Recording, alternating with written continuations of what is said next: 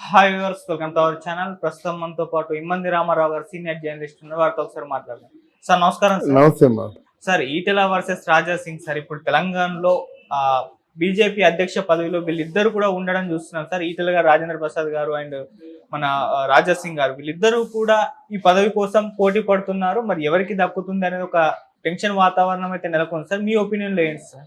ఇక్కడ ఈటెల రాజేంద్ర, రాజా సింగ్, ముందు ఈ ఇద్దరు వ్యక్తుల దగ్గరికి వద్దాం. ఈటెల రాజేంద్రకి పార్టీ నిర్మాణంలో కొంత అనుభవం ఉంది. ఈటెల రాజేంద్ర సౌమ్యుడు. ఈటెల రాజేంద్ర చాలామందికి చాలా విధాల ఈవెన్ తెలంగాణ పార్టీ ఆవిర్భావానికి కూడా చాలా కృషి చేసిన వ్యక్తి. ఈటెల రాజేంద్ర నిజంగా అనకూడదు కానీ అంటే కేసీఆర్ మీద కూడా పంతం పెట్టి నెగ్గినట్టు వ్యక్తి. అటువంటి వ్యక్తికి ఉన్న ఇమ్యూనిటీస్ చాలా.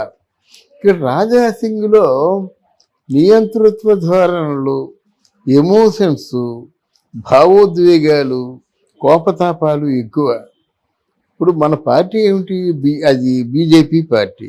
ఆ బీజేపీ పార్టీలో సహజంగా వాళ్ళ ఐడియాలజీ ఏమిటంటే హైందవ మతం, హిందూ మత ధర్మాలు, మన తాలూకు ఆదర్శాలు, ఆశయాలు, సందేశాలు చెప్పడమే కదా. కోపంతో సందేశాలు చెప్పకూడదు. ఆ సందేశాలు కానీ ఒక జనంలో ఒక మార్పు తీసుకురావాలంటే కోపోద్రిక్తులై ఏ మార్పు తీసుకురాలేడు. ఎవరైనా ప్రేమతోనే మార్పు తీసుకురాగలరు. ఈవెన్ మహాత్మా గాంధీ కూడా కొట్టండి, నరకండి, చంపండి అంటే మనకి స్వరాజ్యం వచ్చేది కాదు. అహింసావాదం అంటే ప్రేమతత్వం. అహింస అంటే ఏమిటి? హింస లేకుండా ఉండేది అన్నమాట. ఆ ప్రేమతత్వంతోనే మొత్తం భారతదేశాన్ని జయించారు. ఆ ప్రేమకు తట్టుకోలేక పైపోయారు. ఆయన తాలూకు ఆదర్శాలకి తట్టుకోలేక, అంటే గాంధీజీ ఐడియాలజీ తట్టుకోలేక పారిపోయారు అన్నమాట. అది ఆల్మోస్ట్ డెసిషన్ తీసుకున్నారు. అది వేరే అంశం. ఇక్కడ ఏంటంటే ఈటెల రాజేందర్తో నా దృష్టిలో రాజా సింగ్కి పోలికే కాదు. ఇక్కడ ఉద్వేగాలు ఉండకూడదు. అంటే వీళ్ళు ఎందుకు పార్టీ అధ్యక్షుడిగా పెడతారంటే పార్టీ నిర్మాణ బాధ్యతలు స్వీకరిస్తాడని. నిర్మాణ బాధ్యతలు అంటే ఇప్పుడు 30 ఉన్నాయనుకోండి, వచ్చేసారి ఏదైనా పోటీ చేసినప్పుడు ఆయనకి సహజంగా ఎలక్షన్లో గెలవాలండి. అది బాధ్యత అంటే. అంతే కదా. అధ్యక్ష స్థానంలో కూర్చునే ప్రయోజనం అని నా పార్టీలోంచి గెలిచినట్టయితే వాళ్ళకు బీజేపీ పార్టీ ఇక్కడ జెండా పోతుంది అన్నమాట. ఆ దిశగా ప్రయాణం చేయాలి ఎవరైనా. అంటే సభ్యుల్ని మంచి మంచి క్యాండిడేట్లను రప్పించుకోవాలి. సేవాభావం ఉన్న క్యాండిడేట్లను రప్పించుకోవాలి. బీజేపీకి అండదండలు ఉన్న వాళ్ళని రప్పించుకోవాలి. వాళ్ళకేమో క్రిమినల్ హిస్టరీ ఉండకూడదు, బ్యాక్గ్రౌండ్ ఉండకూడదు.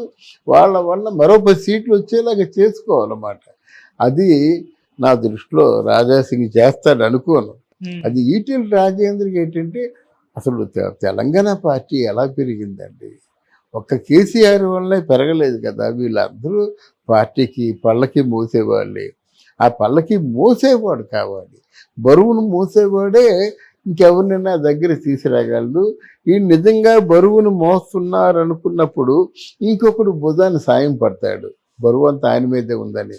అంటే అట్లాంటి వ్యక్తి మనకు కావాలి. అట్లాంటి వ్యక్తి నా దృష్టిలో ఈటెల రాజేంద్ర సార్. అంటే ఇప్పుడు కిషన్ రెడ్డి గారు అయితే కంటిన్యూ అయ్యారు, కానీ ఆయన కేంద్ర మంత్రి రావడం చూస్తున్నాం. బీజేపీలో సిద్ధాంతం ఉంది, ఒకటే పదవి ఉండాలని చెప్పేసి. అయితే ఇప్పుడు పోటీ అయితే ఈటెల గారు అండ్ రాజా సింగ్ గారు మధ్య అయిపోయింది. రాజా సింగ్ గారు ఎప్పటి నుంచో బీజేపీలో ఉన్నారు. ఈటెల రాజేందర్ గారు బీఆర్ఎస్ నుంచి వెళ్ళడం మనం చూస్తాం. సో ఆ పద్ధతి ప్రకారం చూస్తే చాలా మంది రాజా సింగ్ గారికే రావాలి అన్నట్టుగా కొంతమంది అభిప్రాయం. సార్ మీరేం చెప్తారు? నేను పదవి బట్టి చూస్తున్నానండి. అధ్యక్షుడు అంటే మనకి పేరు కోసం కాదు. అధ్యక్షుడు అంటే పార్టీకి సహకరించాలి, పార్టీ ప్రతిష్టను పెంచాలి. మళ్ళీ పార్టీలో 10 మంది అంటే దాన్ని నిలబడినట్లు వాళ్ళందరి మీద కూడా మంచి చరిత్ర ఉన్న వాళ్ళని చేర్చుకోవాలి. పోటీలో ఎంతమంది అయినా నిలబడొచ్చు, కానీ మనం గెలిచే క్యాండిడేట్ని ఎంపిక చేసుకోవాలి. ఆ సామర్థ్యం ఈటెల రాజేంద్రకు ఉందని చెప్తున్నాను. మీకు ఎప్పుడు ఎవరైతే మనకెందుకండి, మరి చంద్రబాబు నాయుడు 44 సంవత్సరాలు బట్టి రాజకీయం చేస్తున్నాడు. ఆయనతో పాటు మిగతా ఓల్డ్ లీడర్స్ అందరూ రాజకీయం చేస్తున్నారు, అనుభవం ఉంది కదా. మరి పవన్ కళ్యాణ్ వచ్చి రాగానే పెద్ద తుఫాన్ అయిపోయాడు ఎందుకు?